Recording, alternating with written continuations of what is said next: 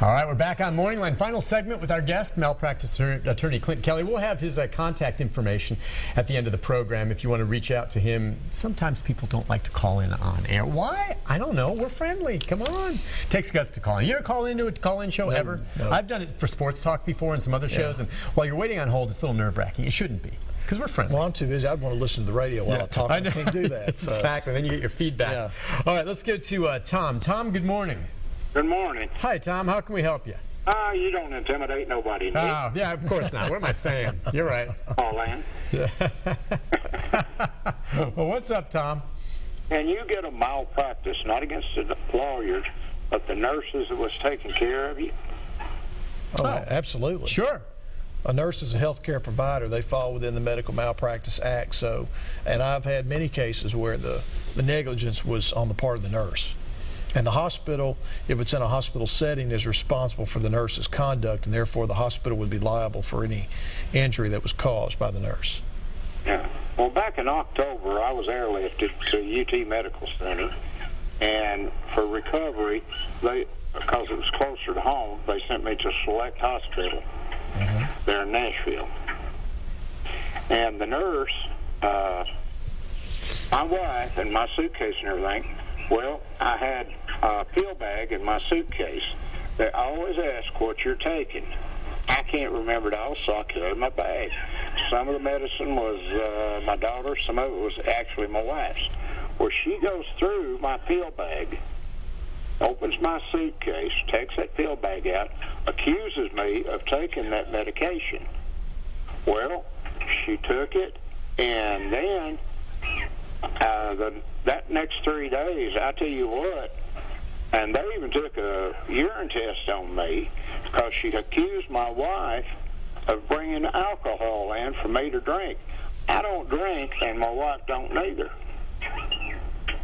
Okay, and so they took it and made some accusations. Did she do anything else to harm you, though? I mean, it sounds like she was out of line there, but did they give you the wrong medicine, or did you have some bad result?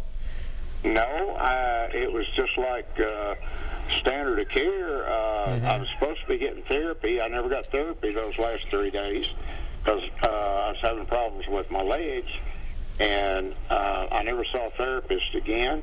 And the other nurses, they acted like I had the plague, you know. That's, I don't know, different. Yeah, that wouldn't be a malpractice case because I don't see that he has any type of injury that would be related to malpractice. What he does have a case of in his own mind is bad medical care, and that's something I would take up with Select Specialty and find out what's the problem with this nurse. I'd have the nurse written up, and I would make sure that they understood that because of this he was deprived of some therapy, and he either ought to get some money back or his insurance company should get some money back for that therapy it wasn't given if he was charged for it. The people ought to be very, very diligent about writing reports or calling people and griping about bad care, because if they don't, this nurse will continue to do those types of other things. people, other patients. Yeah, it's something to think about, Tom. Thanks for your call, and I'm glad at least you weren't hurt in this. Let's go to Jewel. Hey, Jewel. Top of the morning, Nick. Top of the morning to you, my friend. What do you got? I've got a real quick question. Okay. Thank you for having your guest on there. I sure enjoy the smorgasbord of brain food you share with me today. He was speaking of MERS and such as that. Are we not, if someone was in the hospital, in the bed, as you mentioned, what if that doctor has, like, on a watch or rings? You know, that harbors germs in of itself. And can you request them to remove it and wash their hands in front of you before they touch your purse? And thank you for your time, and let me make the call. Have a beautiful day. You too, Jewel. Thank you. Wow, that's a great question. I never really thought of that. Well, because you say that doctors aren't washing their hands as much as they should.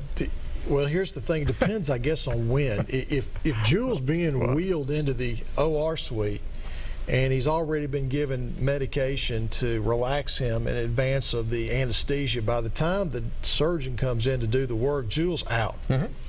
So he's not going to be in a position to demand the doctor to do anything Well, come at on. that point. Doctors wash their hands before surgery, right? Well, that's point number 2 is Jill's not really supposed to have to ask. That is a standard of care requirement is the doctor's supposed to wash his hands no matter what. It's a shame that Jill even has to ask because of concern of that. But the bigger question is, if Jill suspects that he's going to be touched by somebody who's got something that's dirty, potentially infectious, absolutely does he have the right to say, wash your hands or please take that off, I don't want to be touched with it.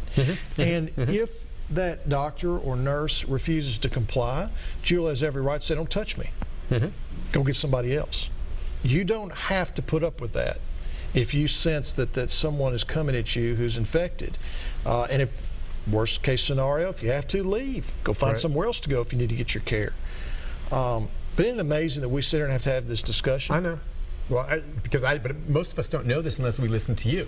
You're telling me that there are doctors that don't properly wash their hands, which you would think is the most standard thing they learn in doctoring 101, right? Right. Wow. All right. Let's go to Sheila. Sheila, good morning. Good morning. Hi, Sheila. Hi. Well, I heard that you also do dental. Yeah. And everything. Mine is dental and kind of medical.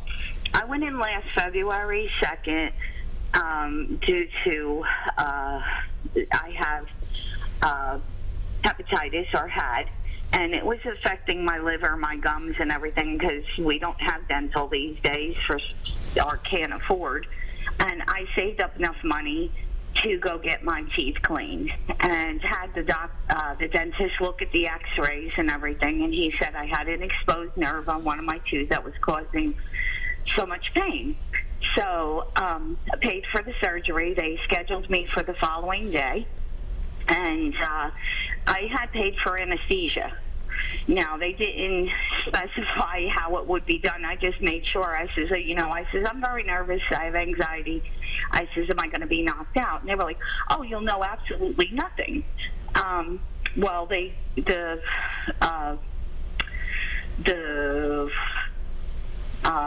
I'm sorry, what? The It wasn't the anesthesiologist? doctor himself. What do they call them? The anesthesiologist or the hygienist? The hygienist, Okay. yes. She came in and she started on my teeth, and she was out more than she was in.